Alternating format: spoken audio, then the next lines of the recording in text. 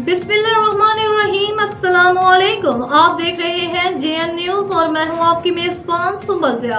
Bulletin का बाकायदा आगाज करते हैं और शामिल करते हैं अब तक की अहम तरीन खबरें। इस्लामाबाद हाई कोर्ट के 6 जजेस का खत। सुप्रीम कोर्ट के फुल कोर्ट इजलास का एलामिया जारी।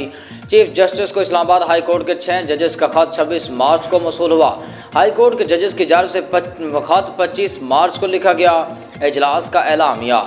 गुजरावाला मुख्तियार रहमत की रिपोर्ट के मुताबिक चीफ जस्टिस ने मामले पर इस्लामाबाद हाई कोर्ट और दीगर जजेस के साथ इफ्तार पर मुलाकात की।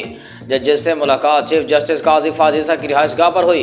तमाम जजेस के तहफ़्फ़ुज़ात को 2.5 घंटे तक एक एक करके सुना गया। 27 मार्च को चीफ जस्टिस ने अटॉर्नी जनरल और वज़ीर कानून से मुलाकात की।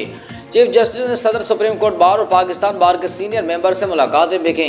27 मार्च को शाम 4 बजे चीफ जस्टिस ने फुल कोर्ट मीटिंग तलब की। फुल कोर्ट की मीटिंग में हाई कोर्ट के जजेस को लिखे गए खत पर तबादला ख्याल किया गया।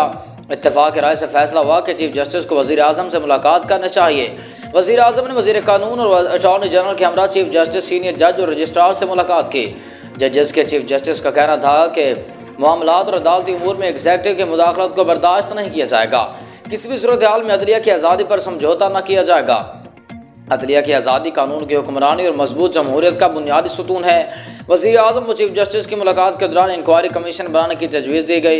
इंक्वायरी कमीशन किसी नेक नाम रिटायर्ड जज के सरबराही में कायम करने की तजवीज़ दी गई। तय पाया कि वफाकी काबीना के इजलास के जरिए इंक्वायरी कमीशन की तश्कील की मंजूरी दी जाएगी। मुलाकात में वज़ीर आज़म ने यकीन दिलाया कि आज़ाद अदलिया के लिए हर मुमकिन इक़दाम उठाए जाएंगे।